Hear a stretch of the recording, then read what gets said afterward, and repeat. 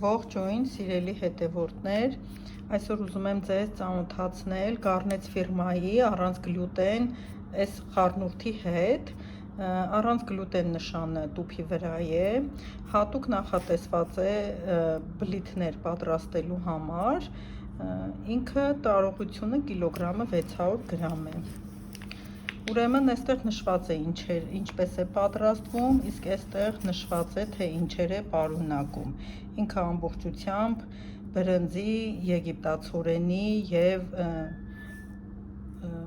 այլ բաների, կարտոֆիլի օսլաներով է պատրաստված։